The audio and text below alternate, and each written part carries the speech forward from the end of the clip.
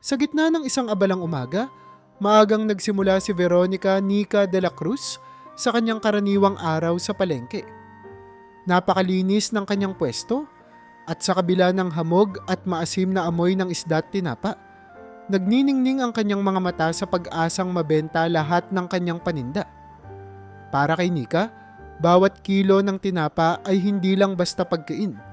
Ito ang nagpapakain kay Aling Perla, ang kanyang lola na hindi na kayang magtrabaho. Bata pa lang si Nika, si Aling Perla na ang naging sandigan niya, kaya't walang araw na hindi niya iniisip ang kapakanan ng matanda. Abay Nika, maganda pa rin ang umaga kahit mapanghi ang paligid. Bati ng kapitbahay niyang si Mang Cardo habang dumadaan. Maganda nga Mang Cardo, mukhang maganda ang benta niyo ng gulay ngayon ha. Sagot ni Nika. Sabay ngiti habang inilalagay sa kahon ang mga bagong dating na tinapa. Hindi pa man nakakapag-almusal, abala na siya sa pagsasaayos ng kanyang pwesto at sa pakikipag-usap sa mga suki. Alam niyang mahalaga ang unang benta. Ito ang nagsisimula ng magandang agos ng swerte sa buong maghapon. Ngunit sa araw na iyon, may magbabago. Hindi iyon dahil sa kakaibang amoy ng isda o sa dami ng tao sa palengke. May isang kotseng mamahalin ang dumaan sa makipot na daanan. Parang hindi ito bagay sa lugar. Isa itong itim na sasakyan na parang kintab ng salamin. At kahit sa simpleng suot ng nagmamaneho, halatang kakaiba ang kanyang mundo sa karaniwang mga tao sa palengke. Si Sebastian Baste Montenegro, ang may-ari ng kotseng iyon, ay hindi karaniwang namimili sa palengke. Ang totoo, bihirang-bihira siyang pumunta sa ganitong lugar. Ngunit sa araw na iyon, napilitan siyang maghanap ng isang partikular na uri ng isda na hindi mabibili sa mga mamahaling grocery store. May reputasyon si Baste sa mundo ng negosyo bilang isang magaling ngunit masungit na negosyante. Hindi siya tumatawa ng basta-basta. Hindi rin siya madalas makipag-usap sa mga tao sa labas ng kanyang opisina. Sa mata ng karamihan, siya ay malamig at walang pakialam sa nararamdaman ng iba. Habang abala si Baste sa paghahanap, walang pakundangan niyang nilakad ang makitid na daan sa pagitan ng mga pwesto. Hawak niya ang kanyang telepono, abala sa pagsagot ng mga tawag at email. Sa hindi inaasahang pagkakataon, habang dumadaan siya sa harap ng pwesto ni Nika, isang malaking kaldero ng sabaw ng tinapa ang natapon sa kanyang mamahaling sapatos. Hala! Napatili si Nika nang makita ang sabaw na tumapon. Pasensya na po, sir. Agad siyang kumuha ng basahan upang linisin ang sahig. Subalit bago pa man siya makapagpaliwanag, nagsimula ng sumiklab ang galit ni Baste. Ano ba naman to? Hindi ba kayo nag-iingat? Malakas na sigaw ni Baste na agad nakakuha ng pansin ng mga tao sa paligid. Alam mo ba kung magkano itong sapatos ko? Hindi basta-basta ang presyo nito at natapunan mo lang ng sabaw ng tinapa. Pasensya na po talaga. Pilit na paliwanag ni Nika habang tinatanggal ang sabaw mula sa sahig. Hindi ko po sinasadya. Hindi mo sinasadya? Ang sasabihin mo lang ba ay pasensya? Matalim na tingin ni Baste habang tinatapakan ang basahan. Dapat hinay-hinay kayo sa galaw nyo kung hindi nyo kaya ang ganitong lugar. Ano ba namang klase ito? Nagsimulang magbulungan ang mga tao sa paligid. Ang ilan ay nagtataka kung bakit ganoon na lamang magalit ang lalaki. Samantalang ang iba'y naaawa kay Nika na halatang naguguluhan. Ngunit sa halip na tumiklop at magmakaawa, hinanda ni Nika ang kanyang sagot. Pasensya na kung natapunan kayo, sir. Simula niya, habang inaangat ang kanyang muka at tumingin ng diretso kay Baste. Pero tandaan nyo, wala kayo sa opisina nyo. Nasa palengke kayo. Ang mga tao dito, nagtatrabaho para mabuhay. Hindi po namin intensyon na makaabala, pero kung ayaw nyo talagang madumihan ang sapatos nyo, aba, huwag kayong dumaan dito. Hindi kayo Diyos na dapat pagpasensyahan ng lahat. Natigilan si Baste. Ang lahat ng tao sa paligid ay natulala sa tapang ng dalaga. Hindi inasahan ni Baste na may isang tindera ng tinapa na haharap sa kanya ng ganoon. Sa halip na bumaba ang kanyang boses, nagkaroon ng kakaibang tiyak na tono si Nika na parang nagsasabing hindi siya basta-basta magpapahina. Alam mo ba kung sino ako? Hamon ni Baste. Hindi mo alam kung sino ang sinasagot mo. Hindi ko po kailangang malaman kung sino kayo, tugon ni Nika.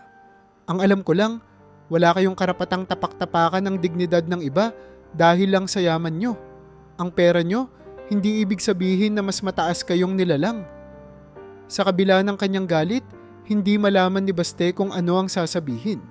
Sanay siya na laging sinusunod, na laging tinatakbuhan ng mga tao kapag nagsisimula siyang sumigaw. Ngunit ang dalagang ito, hindi takot. May kakaibang lakas sa kanyang boses, at tila ba nararamdaman ni Baste ang bigat ng bawat salita. Hindi na kumibo pa si Baste. Tinalikuran niya si Nika at mabilis na lumabas sa palengke. Ngunit habang naglalakad papalayo, hindi niya maalis sa isipan ang kanyang narinig. Ang galit na nararamdaman niya ay napalitan ng isang bagay na hindi niya maipaliwanag. Isang kakaibang interes sa isang dalagang tindera ng tinapa na naglakas loob humarap sa kanya nang walang takot.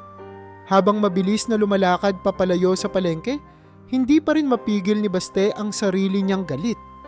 Napakababa ng tingin niya sa mga taong hindi marunong gumalang. Lalo na't sa kanyang paniniwala, siya ang naaagrabyado sa sitwasyong iyon. Ngunit sa kabila ng kanyang galit, may isang bahagi ng kanyang isipan ang tila nagugulo. Parang may nakatulong na kaunting kiliti sa kanyang pride. Sino ba ang dalagang iyon na nagkaroon ng lakas ng loob na sagutin siya? Madalas niyang maranasan na pag sinigawan niya ang mga tao, agad silang magpapakumbaba, hihingi ng paumanhin at magpapasakop sa kanya. Pero ang babaeng iyon, ibang klase. Hindi niya napansin ang mga nasasalubong niyang tao sa hallway ng opisina. Tumutok siya sa telepono at walang habas na tumawag sa kanyang Chief of Operations. Aguirre, bungad ni Baste nang sagutin ang tawag. May pwesto sa palengke na gusto kong ipasara. Ipaalam mo sa mga tao natin na ayusin ito sa lalong madaling panahon. Hindi ko kailangan ng mga abala tulad nito sa mga pinagkakaabalahan ko. Nagulat si Aguirre sa utos, ngunit hindi na siya nagtanong pa. Agad niyang ginawa ang iniutos ni Baste. Sa palengke, mabilis na nakarating ang balita.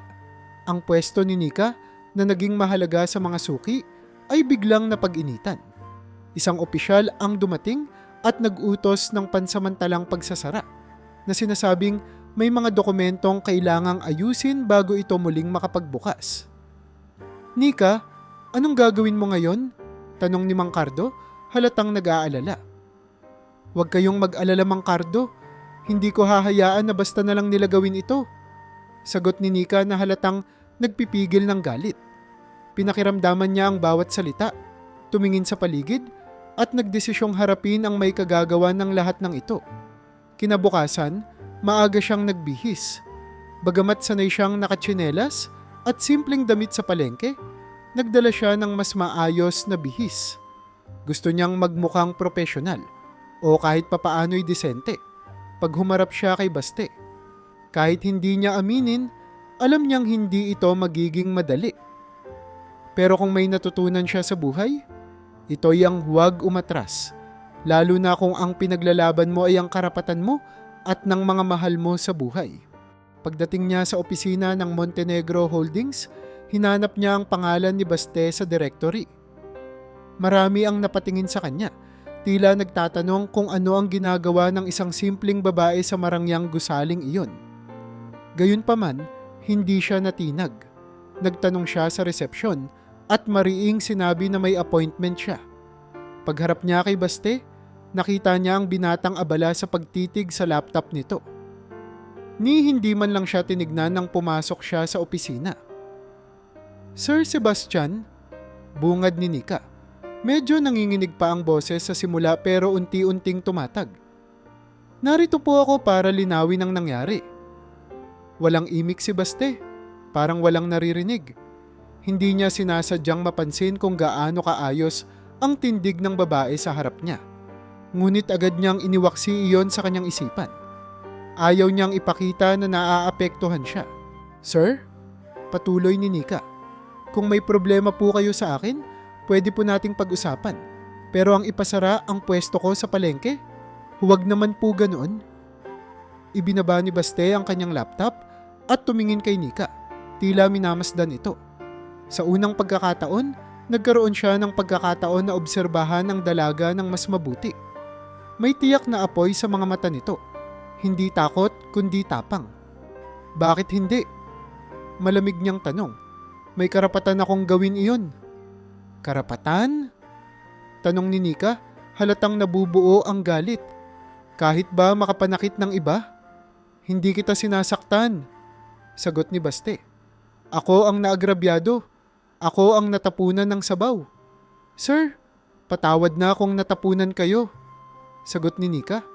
Pero hindi ba't mas malala ang ginawa nyo? Isang maliit na aksidente lang, ipasasara nyo na ang hanap buhay ng isang tao? Hindi nyo ba alam kung gaano kahirap ang buhay ng iba? Napakurap si Baste. Hindi niya inasahan ng ganoong sagot. Sanay siyang walang sumasagot ng diretso sa kanya, lalo na ang magpaliwanag kung bakit mali siya. Pero sa tono ni Nika, hindi ito umaatras. Ang totoo, sir, patuloy ni Nika, kung sa tingin nyo'y natatakot ako, nagkakamali kayo. Dahil kung hindi ko ipaglalaban ang pwesto ko, ang hanap buhay namin ng lola ko, sino ang magtatanggol sa amin? Tahimik si Baste. Hindi niya alam kung paano sasagot. Sa halip, tinitigan lang niya si Nika. Para sa isang bilyonaryo na sanay mag-utos at kontrolin ang lahat, nakakagulat na hindi niya magawang baliwalain ang sinabi nito. Bakit ka nandito? Tanong ni Baste, pilit pinapakalma ang boses. Nandito ako hindi para makipag-away. Sagot ni Nika. Nandito ako para linawin na hindi nyo kailangang gawin ito. Hindi lahat nadadaan sa yaman. Kung gusto nyo ng respeto, tratuhin nyo ng maayos ang ibang tao. Akala nyo ba natatakot ako sa inyo? Hindi, dahil wala kayong alam sa hirap ng buhay ng iba. Napangiti ng bahagya si Baste, kahit labis niyang tinago ito. Hindi dahil naiinis siya, kundi dahil sa unang pagkakataon, naramdaman niya ang isang bagay na bihira niyang maramdaman, ang humanga sa tapang ng isang tao. Ngunit hindi niya ito pinahalata. Sige, wika ni Baste. Pag-iisipan ko. Akala ni Nika'y panalo na siya, ngunit alam niyang hindi pa iyon ang katapusan. Ngunit kahit papaano, alam niyang nagawa niyang ipakita sa bilyonaryo na hindi lahat ay kayang yumuko sa kanyang yaman. Seryoso niyang tinitigan si Baste at muling sinabi, hindi ko hihintayin na kayo pa ang magsabi sa akin ng tama. Alam kong tama ako. At sa mga salitang iyon, tumalikod si Nika at iniwan si Baste na nag-iisip. Hindi lang tungkol sa kanya, kundi sa mga sinabi nito. Sa kabila ng init ng ulo ni Baste kanina, hindi niya maiwasang mapahanga. Ano ba itong babaeng ito? At bakit hindi niya ito matanggal sa isipan niya? Makalipas ang ilang araw mula sa kanilang unang sagupaan, naging palaisipan kay Baste kung bakit hindi niya maalis sa isipan si Nika. Paulit-ulit niyang naiisip ang matapang na dalagang humarap sa kanya nang walang takot, hindi yumuko kahit na alam niyang may kapangyarihan si Baste na ipasara ang kanyang maliit na pwesto. Isang umaga, habang binabasa niya ang mga ulat ng kanyang kumpanya, napatingin siya sa kanyang kalendaryo. Walang anuman, tumawag siya kay Aguirre, ang kanyang kanang kamay. Aguirre, gusto kong pumunta sa palengke mamaya. Utos ni Baste nang walang paliwanag. Nagulat si Aguirre. Sir, palengke? Sigurado po ba kayo? I mean, hindi ito usual na pinupuntahan nyo. Oo, sagot ni Baste ng madiin. At maghanda ka ng malaking halaga ng pera.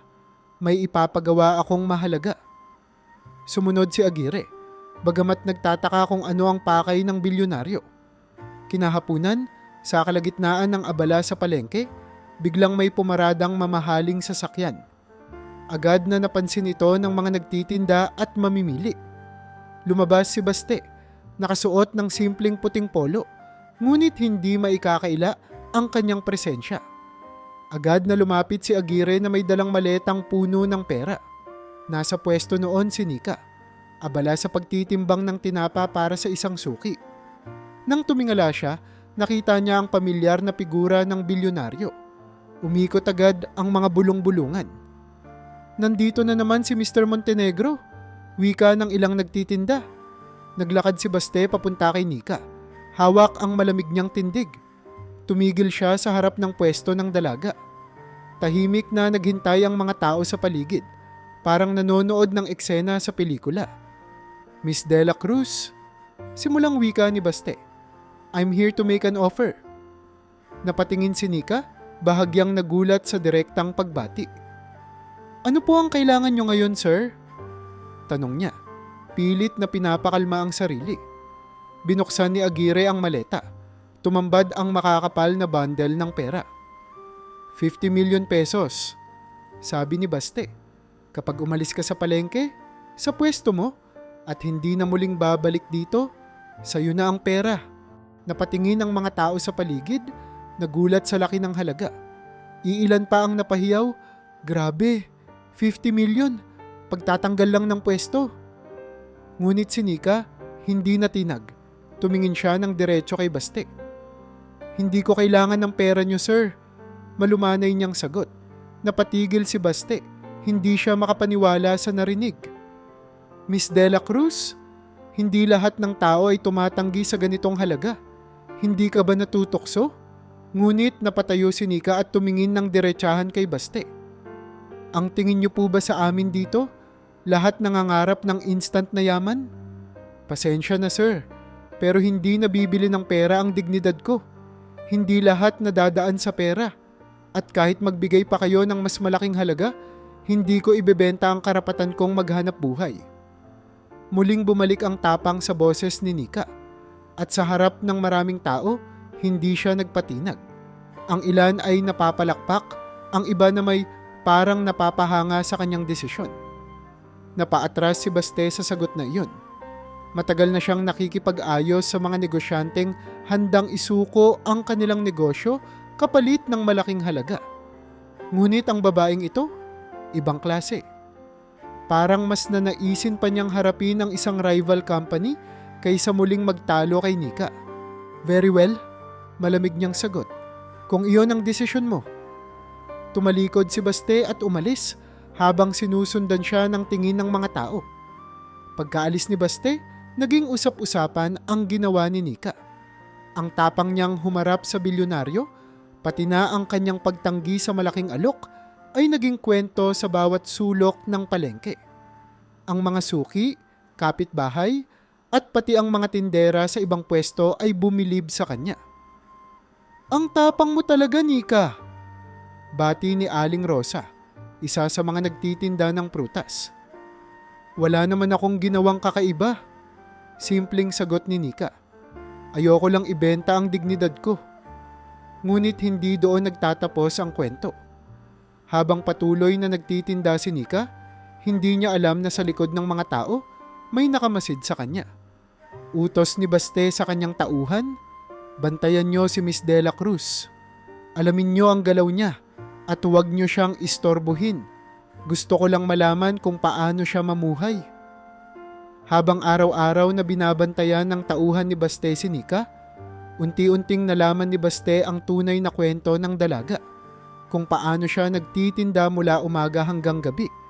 Kung paano siya nagbibigay ng kaunting tinapa sa mga kapitbahay na walang pambili.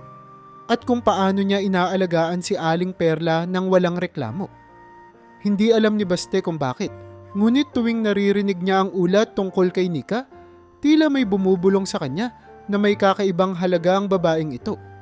Isang gabi, habang nakatingin sa bintana ng kanyang opisina, hindi niya maiwasang mag-isip. Ano itong nararamdaman niya? Bakit hindi siya makatulog ng maayos tuwing naaalala ang mga mata ng dalaga? Siya, na hindi kailanman naapektuhan ng personal na issue, ay biglang nagiging emosyonal sa tuwing naiisip si Nika. Hindi niya maipaliwanag, pero parang unti-unti siyang nahuhulog, hindi sa karaniwang paraan, kundi sa kakaibang paghanga na nagmumula sa tapang, prinsipyo at pagkatao ng dalaga. Kaya't sa halip na tapusin ang lahat ng ito, lalo pang naging interesado si Baste sa buhay ni Nika. Parang gusto niyang malaman pa ang mas malalim na dahilan kung bakit ganoon na lang ang tibay ng loob ng tindera ng tinapa. Sa bawat araw na lumilipas, unti-unti niyang nararamdaman na may kakaibang koneksyon siya kay Nika. At ang dating masungit at malamig na bilyonaryo, ngayon ay tila natutunang magpakumbaba sa harap ng isang simpleng dalaga. Isang gabi, habang abala sa pag-aayos ng huling mga paninda, nakarinig si Nika ng malakas na pag-ubo mula sa likod ng pwesto. Agad siyang tumakbo at nakita niyang si Aling Perla, ang kanyang lola, ay napaupo na hawak ang dibdib. Sa gitna ng pag-aalala, tinulungan ni Nika ang kanyang lola na makahinga ng maayos.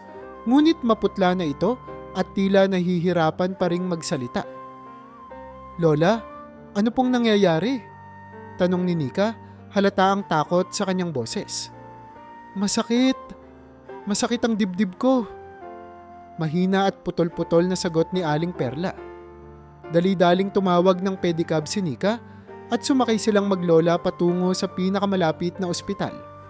Sa bawat pagdausdos ng pedicab sa lubak-lubak na kalsada, parang tumitibok din ng malakas ang puso ni Nika. Sa isip niya, sana'y kayanin ng lola ang daan patungong ospital, kahit na wala siyang tiyak na plano kung paano babayaran ang anumang maaaring magastos. Pagdating sa ospital, mabilis silang dinala sa emergency room. Isang doktor ang agad na sumuri kay Aling Perla at sinabi kay Nika na kailangang gawin ang ilang mga pagsusuri. Pagkatapos ng ilang minuto, lumapit ang nurse kay Nika. "Ma'am, kailangan nating makumpleto ang initial deposit para maumpisahan ang lahat ng tests."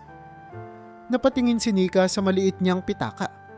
Gusto niyang sabihin sa nurse na maghintay lamang, pero alam niyang wala siyang magagawa. Ginastos niya na ang natitirang pera sa pagbili ng gamot para sa lola noong nakaraang linggo. Kahit maghukay siya sa bulsa, sa ilalim ng kahon ng tinapa, at sa likod ng mga drawer, alam niyang wala na siyang mahuhugot pa. "Sandali lang po, may tatawagan ako," ani Nika, kahit hindi niya sigurado kung sino ang pupuntahan. Lumabas siya sa emergency room at tinignan ang bawat sulok ng waiting area. Ang mga tao sa paligid, mga pasyenteng naghihintay ng kanilang turno, ay abala sa sarili nilang mga problema.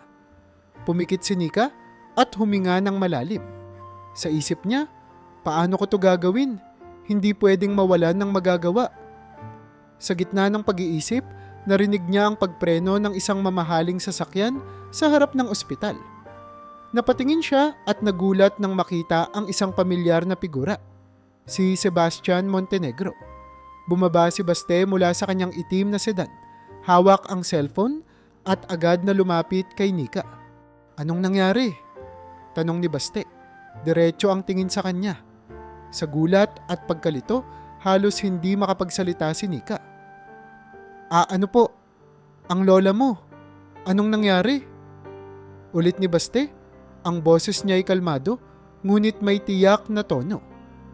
"Na-ospital po siya," sagot ni Nika, hindi pa rin makapaniwala sa nakikita.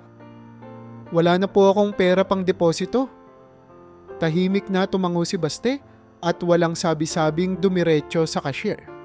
Naglabas siya ng credit card at iniabot iyon sa nurse na nasa counter. Ilang minuto lang, nakumpleto ang bayad para sa mga test at mga gamot. Lahat ng nasa waiting area, pati na ang mga nurse at guard, ay napatingin sa kanila. Sino ba ang hindi mapapatingin sa isang bilyonaryo na biglang dumating sa ordinaryong ospital? Ngunit hindi iniintindi ni Baste ang mga tingin sa kanya. Sa halip, bumalik siya sa kinaroroonan ni Nika at tumayo sa tabi niya. "Bayad na lahat. Ngayon siguruhin mong maayos siya," wika ni Baste, ang mga matay nakatuon kay Nika. "Sir, bakit po ninyo ito ginagawa?" tanong ni Nika. Halata ang pag-aalinlangan sa kanyang boses. "Wala lang," maiksing sagot ni Baste. "Sinabi mong hindi lahat ng bagay na bibili ng pera, hindi ba? Gusto kong malaman kung ano ang pakiramdam ng tumulong ng walang inaasahan." Sa mga sandaling iyon, hindi alam ni Nika kung ano ang iisipin. Naisip niyang baka ito'y simpleng ganti ni Baste sa matapang niyang mga sagot noon. O baka naman may iba pang dahilan. Ngunit ano man iyon, alam niyang kailangan niya ng tulong sa pagkakataong ito. Salamat po, mahinang sabi ni Nika. Ngunit may laman ang kanyang boses na tila may hinala pa rin. Paano kung may kapalit ito? Paano kung balang araw ay ipamukha sa kanya ni Baste ang ginawa niyang kabutihan? Habang hinihintay ang resulta ng mga pagsusuri ni Aling Perla, tahimik lang na nakatayo si Baste malapit sa pintuan. Sa kabila ng kanyang presensya, pilit pa ring iniisip ni Nika kung bakit ang isang bilyonaryo na galit sa kanya ay biglang magpapakita ng ganitong kabutihan. Naguguluhan man, alam niyang wala siyang pagpipilian. Sa pagkakataong iyon, ang mahalaga ay maayos ang kanyang lola.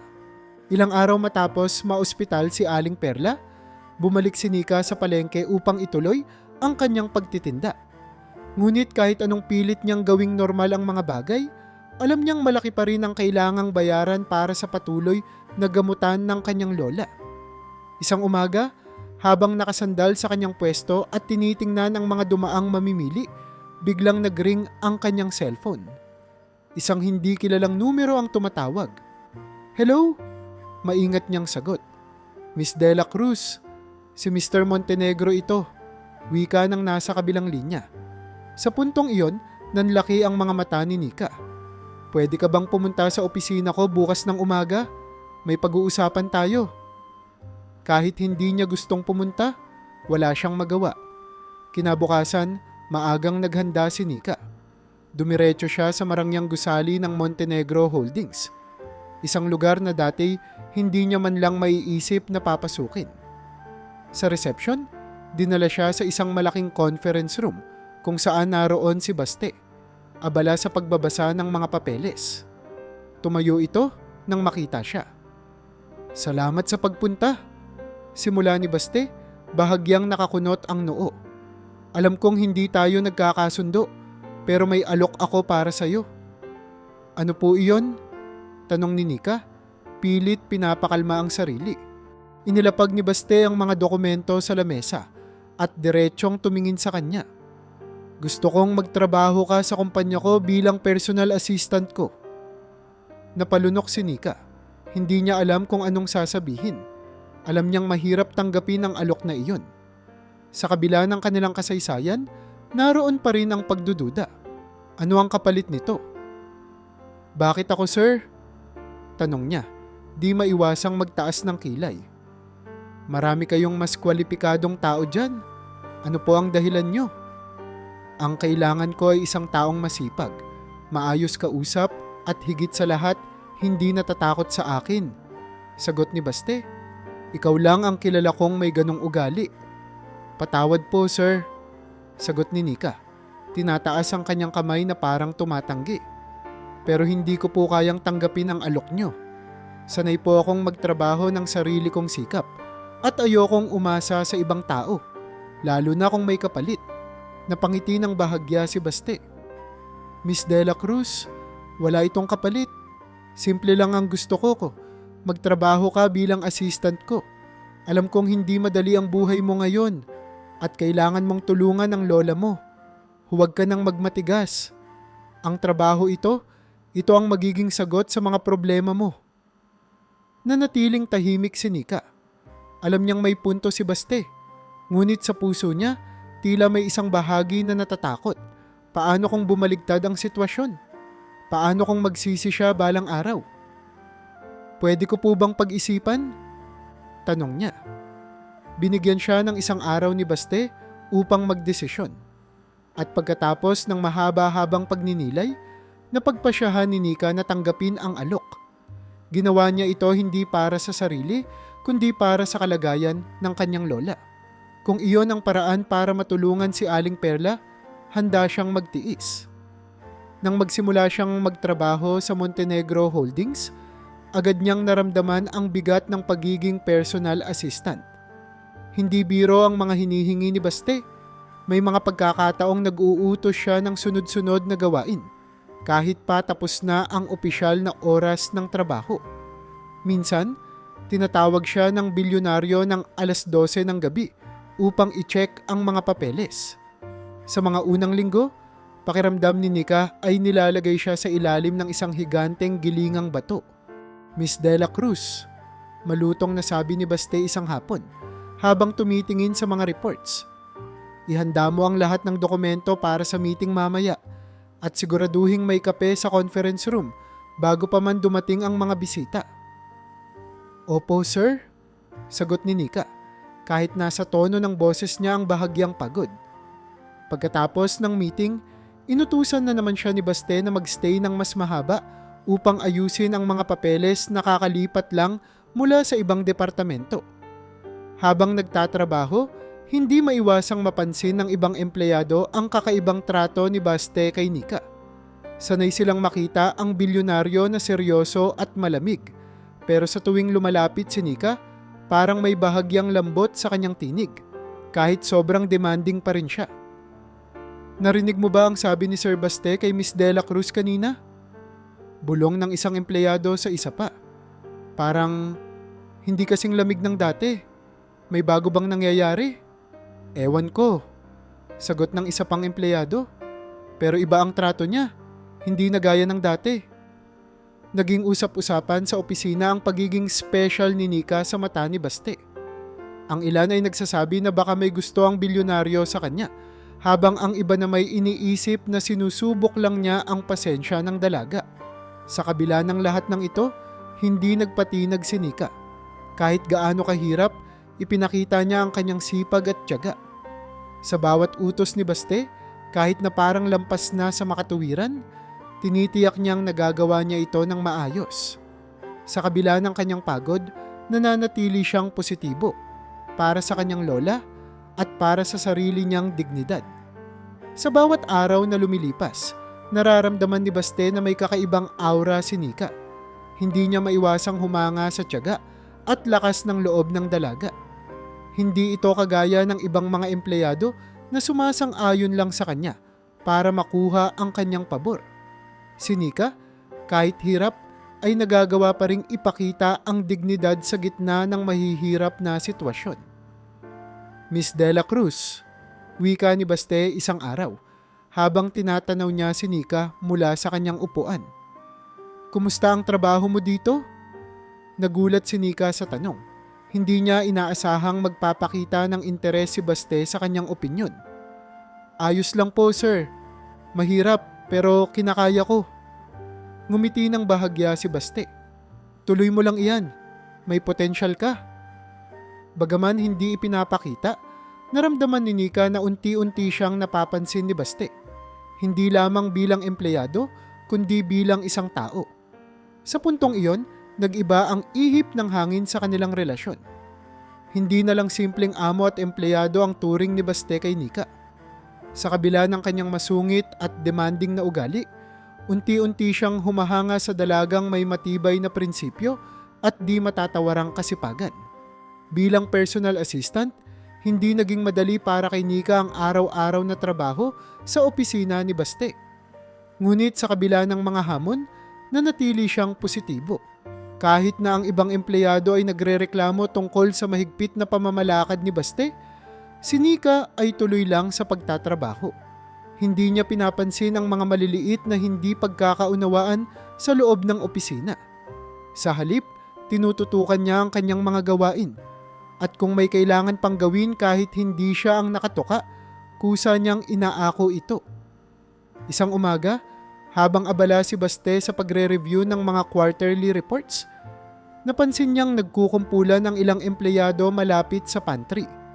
Sumilip siya mula sa kanyang glass office at nakita niya si Nika na nagtuturo kung paano maayos na i-file ang mga invoices, mga gawain na hindi naman kasama sa kanyang job description bilang personal assistant. Nakangiti ito habang maingat na iniisa-isa ang mga dokumento. Nika, tawag ni Baste na pumunta mismo sa pantry. Tumigil ang mga empleyado at nanahimik. Tumayo si Nika, medyo kinabahan, ngunit agad ding ngumiti. Sir? Mahinahon niyang tanong. Hindi ba dapat ang accounting team ang gumagawa niyan? Tanong ni Baste. Itinuro ang mga papel. Opo, sir. Pero nakita ko po kasi kanina na nalilito sila. Sabi ko, pwede ko pong turuan sandali. Paliwanag ni Nika. Nagtagal ang tingin ni Baste sa kanya. May kakaibang aliw sa nakikita niyang ugali ng dalaga. Ang pagiging masayahin sa gitna ng lahat ng trabaho. Sa dami ng taong nakilala niya sa kanyang negosyo, bihira ang tulad nito. Karamihan ay nakatingin lamang sa sahod, sa promotions, o sa pagpapalapit sa kanya para magpa-impress. Pero si Nika, simpleng masipag. Walang hinihinging kapalit. Bumalik ka na sa desk mo, sabi ni Baste, ngunit may bahagyang lambot sa boses niya. Tumango si Nika at bumalik sa kanyang pwesto.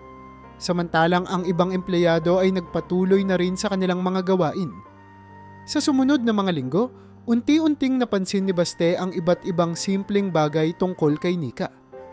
Tuwing umaga, kahit pa dumating itong may dala ng sariling baon, mag-aabot pa rin ito ng kape sa mga guard sa lobby. Kapag may nakikitang bagong empleyado na mukhang naiilang, siya ang unang lalapit upang magpakilala. Kung may problema sa schedules, hindi ito nagrereklamo kundi kusa pang naghahanap ng solusyon.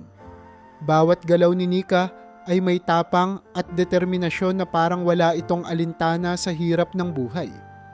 Sa kabila nito, hindi maitatanggi ni Baste na unti-unti siyang naaapektuhan. Sa bawat ngiti ni Nika at sa kanyang walang kapagurang gawain, parang may bumubulong sa isipan ni Baste. Paano kaya niya nagagawang maging masaya sa kabila ng lahat? Hindi niya maintindihan kung bakit nagkakaroon siya ng ganitong pag-iisip. Ang isang bilyonaryong tulad niya, na nasanay sa malamig at makalkuladong mundo ng negosyo, ngayon ay napupukaw ng isang simpleng dalaga. Isang gabi, hindi na makatulog si Baste. Iniisip niya ang dalagang palaging nag-aabot ng kape sa mga guards, ang ngiti nito tuwing nagagampanan ang trabaho, at ang tapang nito nang harapin siya noon. Habang nakaupo sa gilid ng kanyang kama, napailing siya. Ano bang nangyayari sa kanya? Bakit hindi maalis si Nika sa kanyang isip? Kinabukasan, dumating si Nika sa opisina tulad ng dati. Dala ang isang plastik na lalagyan ng lutong bahay na tinola. Nagkataon namang umaga yon ng isang importanteng meeting ni Baste sa mga international investors. Habang abala si Baste sa pakikinig sa presentations, napansin niyang tahimik na pumasok si Nika sa conference room upang maglagay ng mga bagong set ng tubig sa mesa. Hindi ito nagpapasindak kahit pa puro executives ang nasa paligid. Matapos ang meeting, nagulat si Baste nang makita ang simpleng note sa ibabaw ng kanyang desk. Sir, baka di po kayo nakapag-agahan. Iniwan ko po yung tinola sa pantry. Nika. Sa unang pagkakataon, naramdaman ni Baste ang isang kakaibang init sa kanyang puso. Hindi ito basta appreciation para sa magandang trabaho. May iba pang nararamdaman siya. Isang bagay na hindi niya maipaliwanag. Dumiretso siya sa pantry at nakita ang isang mangkok ng tinola na tila maalaga at maingat na niluto. Napaisip siya, bakit ba niya ito ginagawa? Mula noon, nagsimula siyang magpakita ng bahagyang pagbabago sa kanyang ugali. Ang dati niyang malupit na tono tuwing naguutos, bahagyang lumambot. Kapag may report na ipinapasa ni Nika, pinupuri niya ang kalidad ng trabaho. At kung may pagkakataon, tinatanong niya ang dalaga ng simpleng mga bagay. Kung kumain na ba ito o kung gaano kahirap ang pagpasok mula sa bahay nila. Ang mga maliliit na gestong ito, bagamat hindi halata, ay napansin ng iba. Napansin mo ba na medyo mas maayos ang tono ni Sir kay Miss Dela Cruz? Bulong ng isang empleyado sa isa pa. Parang hindi na siya ganun ka-strict sa kanya. Baka naman may gusto si Sir kay Nika. Sagot ng isa, sinundan ng bahagyang tawa. Samantalang si Nika naman, bagamat napapansin ang pagbabago ni Baste, hindi siya nagbibigay ng mali siya rito. Sa halip, iniisip niya na baka nagkakaroon lang ng respeto sa kanya bilang empleyado. Ngunit ang totoo, sa bawat araw na lumilipas, Nararamdaman niya ang unti-unting paghanga ng bilyonaryo sa kanyang simpleng ugali. Ang masipag at masayahing tindera ng tinapa sa palengke, ngayon ay nagdadala ng bagong liwanag sa buhay ng isang negosyanteng akala'y wala nang pwedeng magbigay ng saya sa kanya. Nagpatuloy ang araw-araw na trabaho ni Nika sa Montenegro Holdings. Kahit na mahirap, sanay na siya sa mga utos ni Baste. Mas maaga siyang pumapasok at mas huli siyang umuuwi, ngunit hindi ito alintana para kay Nika. Ang mahalaga ay mayroon siyang maipapadala sa ospital para sa kanyang lola. Sa kabila ng lahat, napansin din niyang unti-unting lumalambot ang ugali ni Baste sa kanya. Nagulat nga siya nang minsan ay tanungin siya nito kung ayos lang ang kanyang workload. Hindi iyon karaniwang tanong ng isang boss. Ipinagkibit balikat na lang niya ito at ipinagpatuloy ang kanyang trabaho. Ngunit hindi niya alam na may paparating na bagyong maaaring gumulo sa kanyang maayos ng sistema. Isang umagang tila mas malamig kaysa sa dati. Dumating sa opisina ang isang babaeng nakapulang designer dress. Nasa 30s ang edad nito. Matangkad, maputi, at maganda ang tindig. Malakas ang dating ng babae at agad na naging sentro ng usapan sa opisina. Dumiretso ito sa front desk at diretsong sinabi, "I'm Patricia Salazar. Tell Sebastian that I'm here." Si Patricia Trish Salazar ay isang kilalang socialite, anak ng mga prominenteng negosyante, at dating kasintahan ni Baste.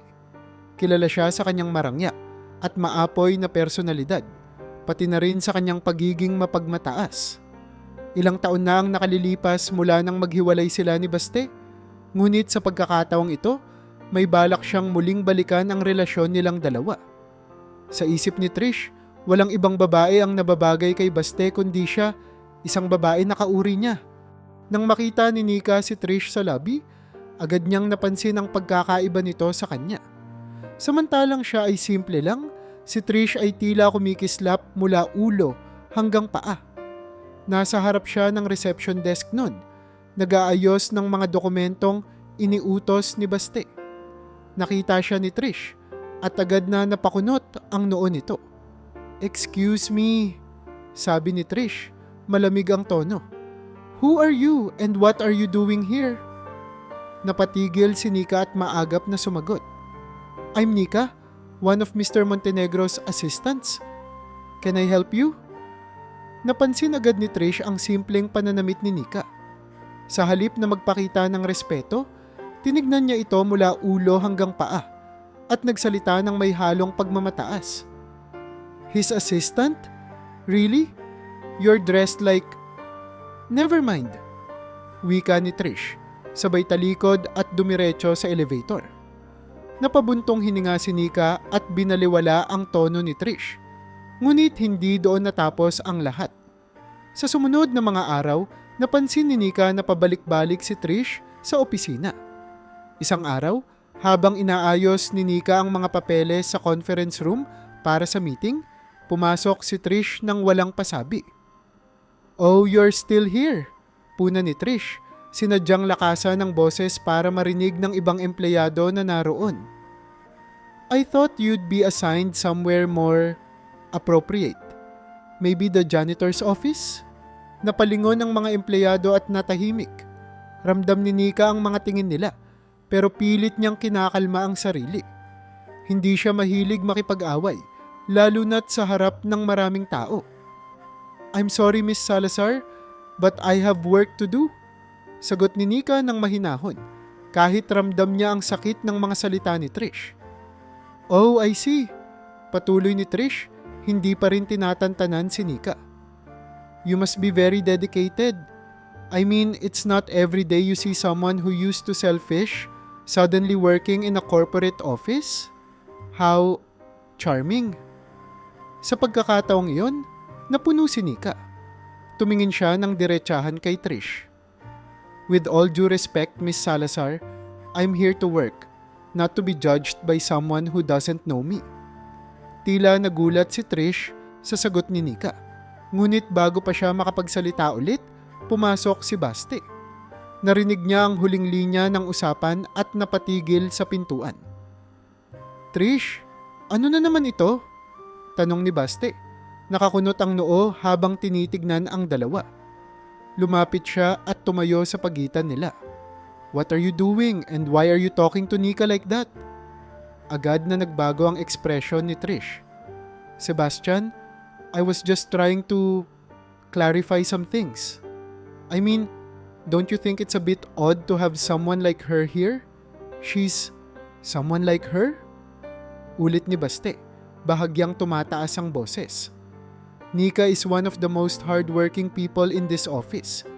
Kung ang iniisip mo ay hindi siya nararapat dito dahil lang sa nakaraan niya, mali ka. Sebastian, I didn't mean... Simula ni Trish, ngunit pinutol siya ni Baste. Walang, I didn't mean. Kung wala kang sasabihing maganda sa mga empleyado ko, mas mabuti pang umalis ka muna. Mariing wika ni Baste. Nagulat ang lahat ng nasa paligid. Sanay silang makita si Baste bilang mahigpit, pero hindi bilang isang tagapagtanggol ng mga tauhan niya. Nagpakita siya ng paninindigan, at sa unang pagkakataon, ipinagtanggol niya si Nika sa harap ng ibang tao. Hindi ito nagustuhan ni Trish. Alam niyang nawala sa kanya ang kontrol, kaya't lumabas siya ng conference room, suot pa rin ang kanyang mataas na takong at mataas na kilay. Ngunit sa isip niya, hindi ito matatapos ng ganoon lang. Balak niyang gumanti. Samantala, nanatiling tahimik si Nika. Nagulat siya sa ginawang pagtatanggol ni Baste, ngunit hindi niya ito pinahalata. Tumango lang siya at nagpatuloy sa trabaho. Ngunit sa kanyang puso, ramdam niya ang kakaibang init ng pasasalamat.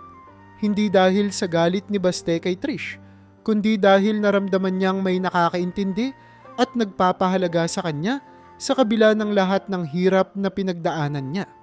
Habang tumatakbo ang mga araw, hindi maalis ni Baste ang nararamdamang kakaiba tuwing nakikita niya si Nika.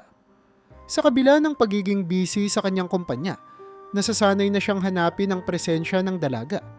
Yung pagiging maaasahan nito, yung tahimik pero siguradong pagtugon sa kanyang mga utos. Pero higit sa lahat, ang hindi niya maipaliwanag ay kung bakit may tuwang dulot ang bawat ngiti ni Nika, kahit pa siya mismo'y hindi mahilig ngumiti. Isang araw matapos ang regular nilang meeting, bigla siyang napag-isip. Bakit nga ba hindi ko siya tanungin kung gusto niyang lumabas? Wala namang masama rito, hindi ba? Sa loob ng maraming taon, bihirang ma-involve si Baste sa mga personal na relasyon. Ang kanyang mundo ay umiikot sa negosyo, sa mga deal, at sa pagpapalago ng kanyang yaman. Pero heto siya ngayon, nag-iisip ng isang simpleng bagay. Kumusta kaya ang isang simpleng hapunan kasama si Nika? Hindi niya ito masabi ng direkta, kaya kinabukasan, naghintay siya ng tamang pagkakataon. Pagkatapos ng trabaho, habang papalabas na si Nika ng opisina, sinabayan niya ito sa elevator. Miss Dela Cruz, wika ni Baste na may kaunting pag-aalangan sa tono. May ginagawa ka ba mamayang gabi? Napatigil si Nika, medyo nagulat sa tanong. Wala naman po, sir. Bakit po? Baka gusto mong sumama sa akin para kumain. Isang maliit na pasasalamat lang sa lahat ng trabaho mo nitong mga nakaraang linggo.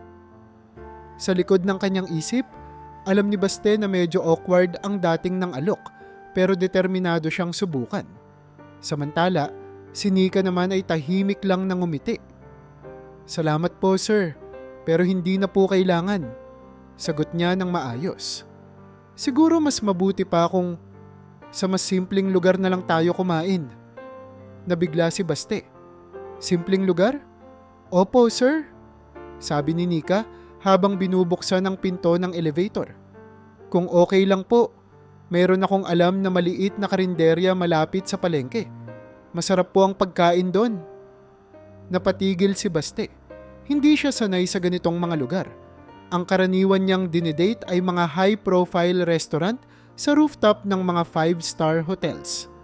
Pero ang ngiti ni Nika at ang tila walang pag-aalinlangan nitong pag-anyaya ay may kakaibang epekto. Sa halip na tanggihan, napapayag siya. Pagdating sa karinderya, tila hindi ka panipaniwala na naroon si Baste Montenegro. ang tanyag na bilyonaryo na nakaupo sa isang plastik na upuan at nakatapat ang isang mangkok ng mainit na bulalo. Tahimik niyang tinitigan si Nika habang kinukuha nito ang isang simpleng kutsara at tinidor. Hindi niya maalis ang tingin sa dalaga. Hindi ito parang kahit sinong babaeng nakilala niya. Walang arte, walang pasiklab, at higit sa lahat, walang takot na ipakita ang simpleng buhay nito. Pasensya na po kung hindi ganoon kaganda ang lugar, sabi ni Nika habang nagsasandok ng sabaw sa mangkok ni Baste. Pero sigurado po ako na masarap ang pagkain dito.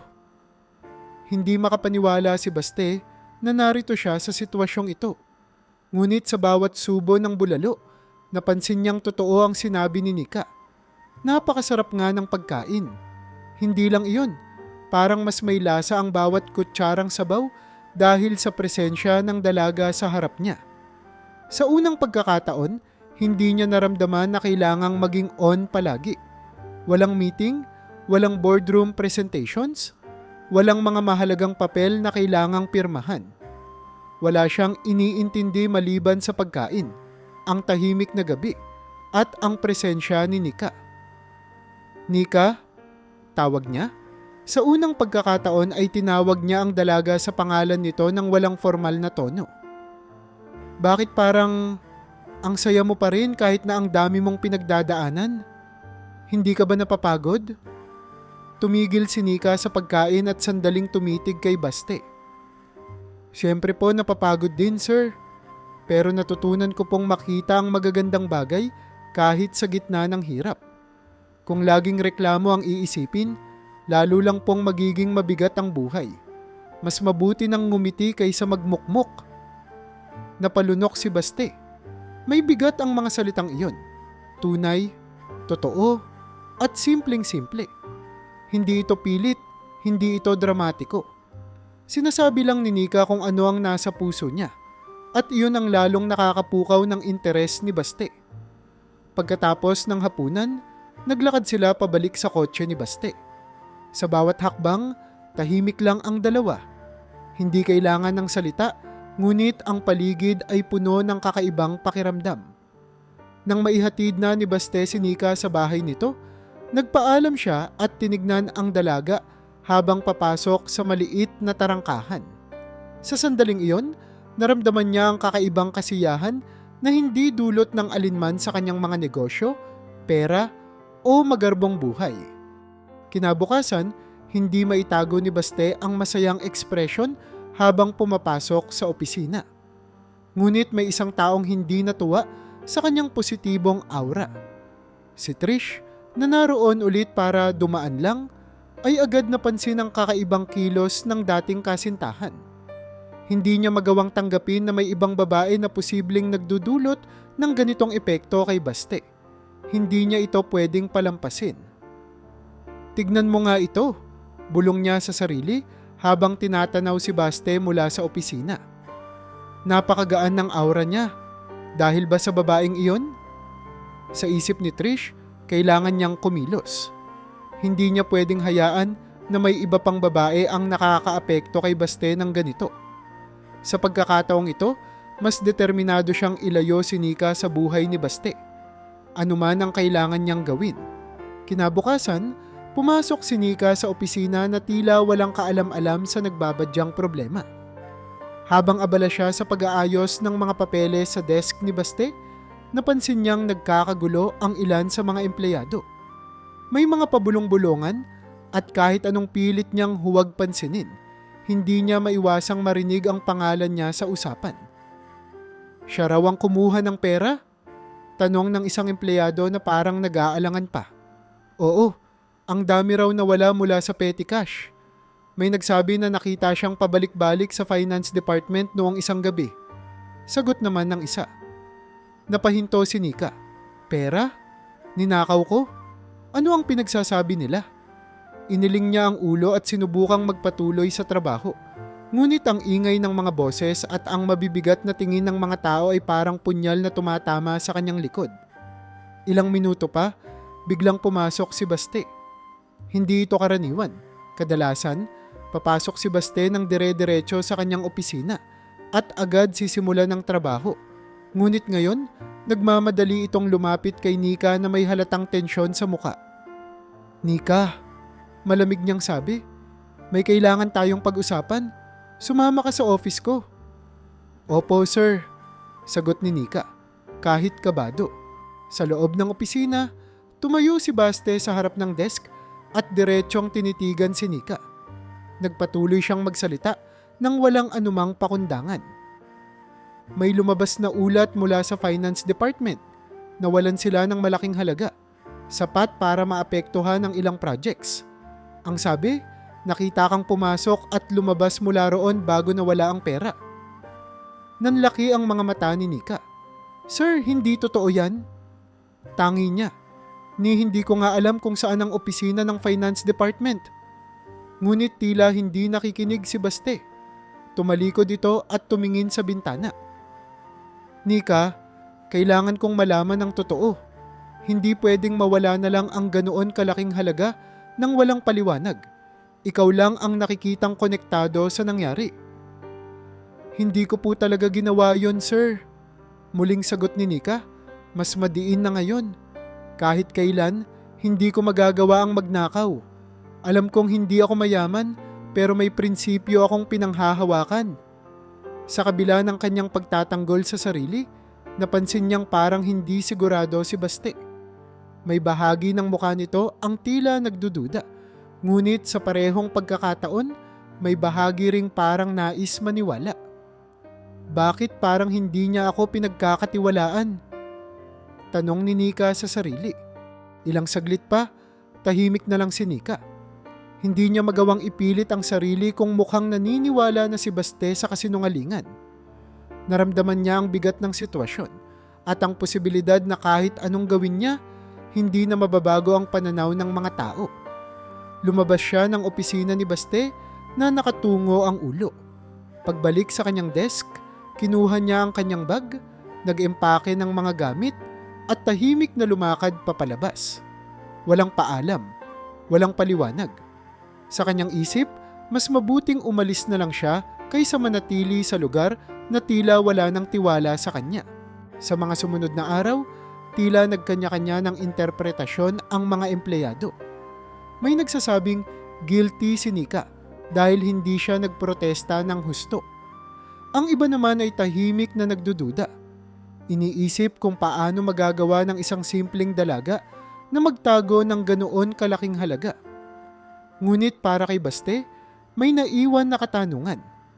Kahit pa may mga ebidensyang ipinakita sa kanya, hindi niya maiwasang magtanong sa sarili. Talaga bang nagawa ni Nika iyon? Sa kabila ng galit na naramdaman niya noong una, may bahagi ng kanyang puso na tila kumakalas sa kanyang luhika. Minsang naiwan siyang mag-isa sa opisina. Napansin niya ang isang folder sa mesa. Binuksan niya ito. At sa mga dokumentong naroon ay napansin niyang may mga hindi tugmang detalye. Sa pagkukumpara ng mga oras at petsa, napagtanto niyang imposible para kay Nika na makapunta sa opisina ng finance department noong sinasabing oras. Bigla siyang natigilan. Paano ito nangyari? Tanong ni Baste sa sarili. Habang binubuklat niya ang mga dokumento, nahanap niya ang isang email na tila nagmula kay Trish. Tumigil siya, binasa ang nilalaman, at doon niya napagtanto ang buong plano. Si Trish pala ang nagpapakalat ng maling impormasyon. Agad siyang tumawag sa kanyang internal audit team upang muling suriin ang mga records. Kinabukasan, lumabas ang resulta. Napagtibay na walang kinalaman si Nika sa pagkawala ng pera. Si Trish, sa pamamagitan ng kanyang koneksyon sa ibang empleyado, ang nagmaniobra ng mga pahayag upang mapilitan si Baste na magalit kay Nika at maalis ito sa opisina. Sa puntong ito, napuno ng galit si Baste, hindi para sa sarili, kundi para kay Nika, na napilitang umalis ng walang kasalanan. Hindi siya makapaniwala na naloko siya ng kanyang dating kasintahan. Walang pag-aalinlangan, kinuha niya ang kanyang susi at umalis ng opisina. Hindi siya nagbigay ng paliwanag sa kanyang mga tauhan, ngunit ang direksyon niya ay malinaw. Kailangang makita niya si Nika, humingi ng tawad at sabihing hindi siya dapat pinaalis. Tumungo siya sa palengke, kung saan unang nagtagpo ang kanilang landas. Alam niyang mahirap makaharap si Nika sa ngayon, ngunit determinado siyang itama ang kanyang pagkakamali. Pagdating sa palengke, agad na hinanap ni Baste ang pwesto ni Nika. Sa kabila ng kanyang marangyang kotse at mamahaling kasuotan, tumayo siya sa gitna ng masikip at maingay na hanay ng mga nagtitinda ng isda, gulay at tinapa. Sa bawat paglakad niya, naramdaman niya ang mga tingin ng mga tao. Malinaw sa kanilang mga mata na hindi siya karaniwang pumupunta sa ganitong lugar. "Kuya, nakita niyo po ba si Nika? Veronica de la Cruz?" Tanong ni Baste sa isang tindero ng gulay. "Ay, oo. Nandyan siya sa kanto, sa dulo ng hanay ng isda." Sagot ng tindero, halatang nagtataka kung bakit may bilyonaryo sa kanilang paligid. Tumango si Baste at agad na nagtungo sa tinuro. Nang makita niya si Nika, natigilan siya. Naroon ito, abala sa pagtitimbang ng tinapa habang nakikipag-usap sa isang suki. Ang simple ng itsura nito, walang mamahaling alahas, walang makeup, at suot lamang ang pangkaraniwang damit ng mga tindera. Ngunit sa mata ni Baste, parang may kakaibang liwanag sa dalagang iyon. Iba ang aura ni Nika. Parang bawat ngiti at bawat kilos ay may sinseridad. "Nika," tawag ni Baste, maingat at malumanay. Napalingon si Nika at agad na napansin ang pamilyar na muka. Tumigil siya sa ginagawa, pero hindi niya agad inalis ang galit sa kanyang mata. "Anong ginagawa niyo dito, sir?" "Nika, please. Gusto ko lang magpaliwanag," sabi ni Baste. Halata ang bahagyang pag-aalala sa kanyang boses. "Wala na po akong dapat marinig pa," sagot ni Nika. Tumalikod ito at nagpatuloy sa pagtitimbang.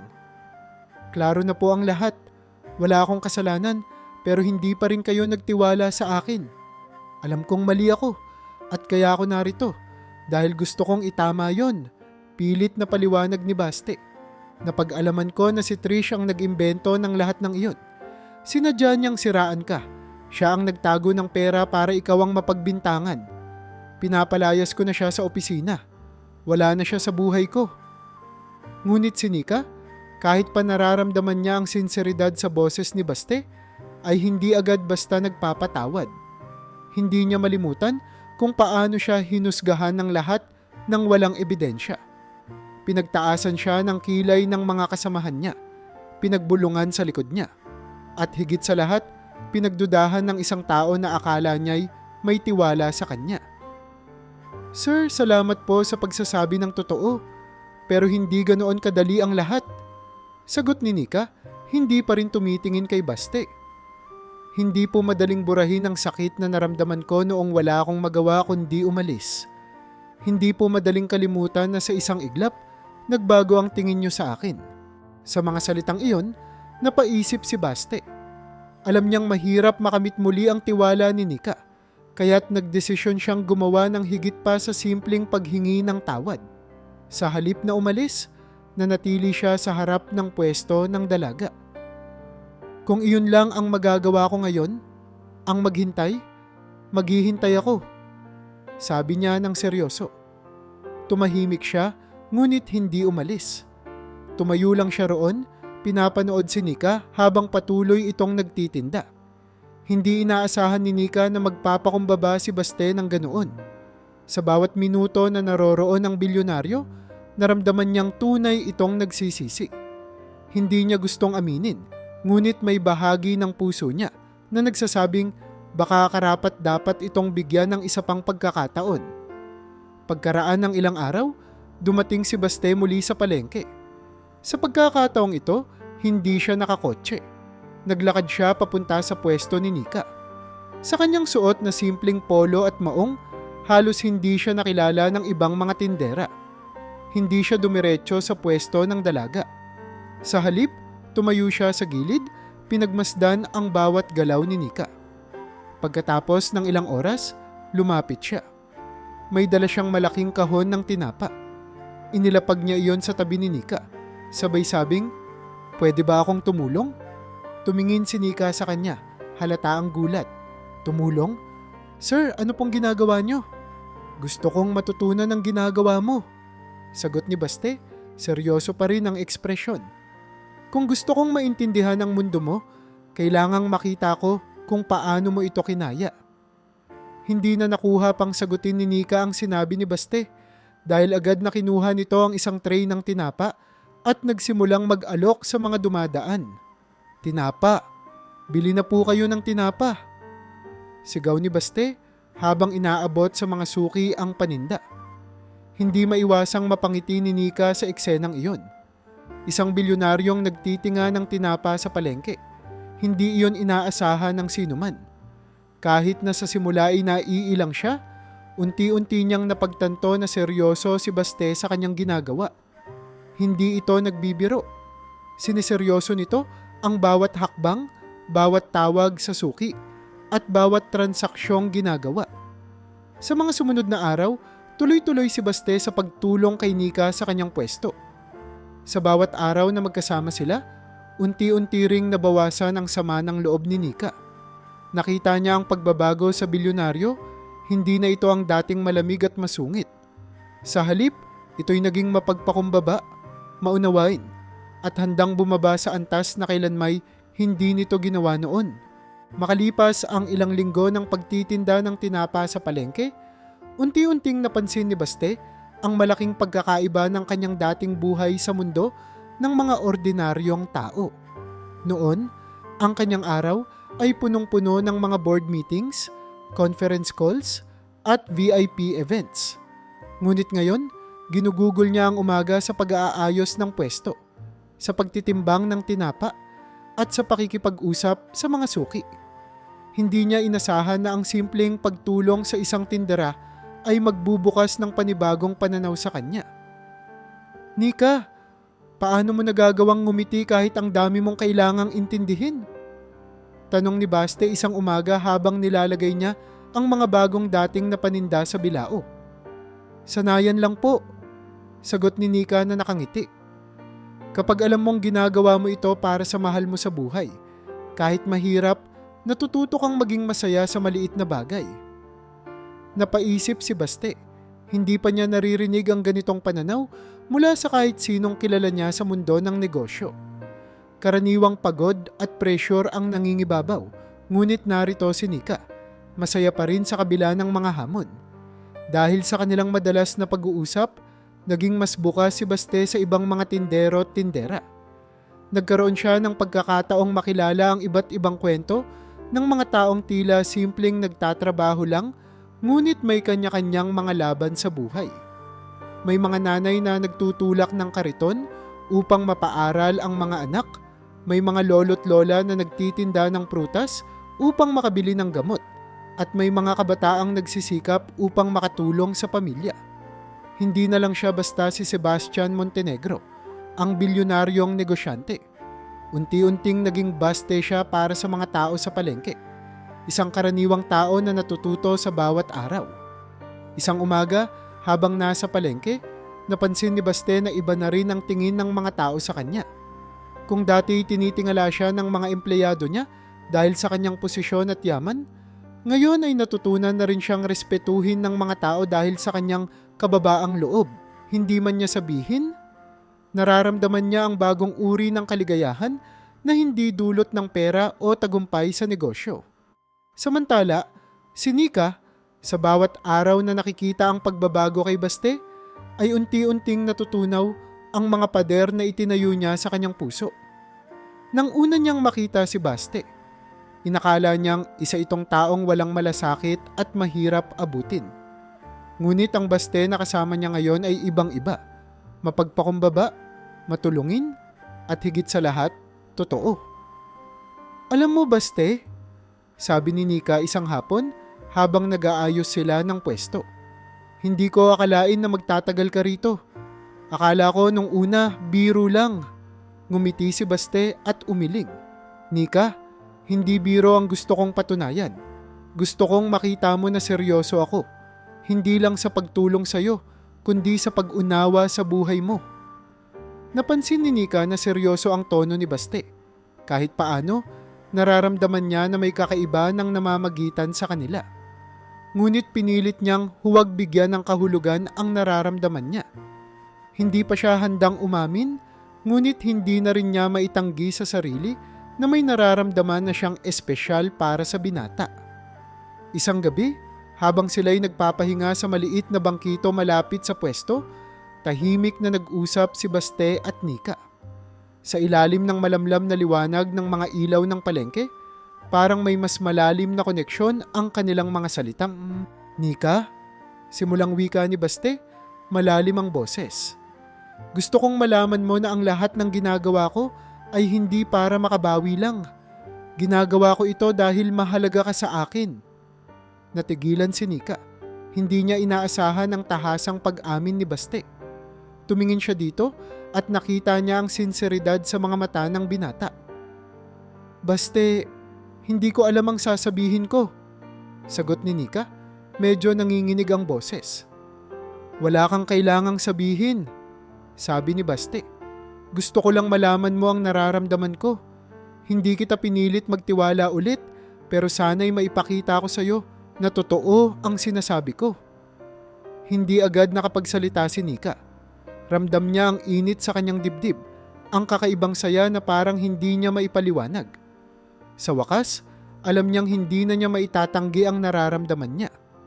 Ngunit sa sandaling iyon, pinili niyang ngumiti at manahimik. Yun lamang ang kanyang tugon, isang simpleng ngiti na puno ng kahulugan. Sa gabing iyon, sa gitna ng simple at tahimik na palengke, isang bagong simula ang nag-umpisa sa kanilang dalawa.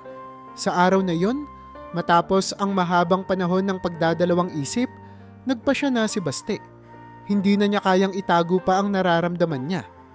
Sa gitna ng palengke, habang ang init ng araw ay tumatama sa mga tindahan ng gulay at isda, tinipon niya ang kanyang lakas ng loob. Pumunta siya sa harapan ng pwesto ni Nika at tahimik na tumayo sa harap nito. Napansin ni Nika ang presensya niya, kaya tumigil ito sa pag-aayos ng mga paninda. "Baste?" tanong ni Nika, halatang nagtataka. Nagkatinginan silang dalawa at sa mga sandaling iyon, alam ni Baste na ito na ang tamang oras. Ang daming beses na niyang pinigilan ang sarili. Ang daming pagkakataon na pinili niyang manahimik. Pero ngayon, hindi na niya hahayaang magtagal pa ang nararamdaman niya nang hindi niya sinasabi. "Nika," simula ni Baste. Bahagyang bumaba ang boses niya, may halong kaba ngunit puno ng sinseridad. "May matagal na akong gustong sabihin sa'yo." Ngunit bago pa niya maituloy ang sasabihin, narinig nilang may tumatawag sa pangalan ni Nika mula sa kabilang pwesto. Napatingin si Nika, ngunit mabilis ding bumalik ang tingin niya kay Baste. Kita niya sa mga mata ng lalaki na seryoso ito, at kahit paano, naramdaman niya ang bigat ng mga salitang gustong iparating ng binata. "Ito na ang tamang oras para malaman mo," sabi ni Baste. "Mahal kita, Nika. Hindi lang bilang kaibigan, hindi lang bilang tao na may malaking respeto ako, kundi bilang ikaw. Mahal na mahal kita." Nanatiling tahimik si Nika.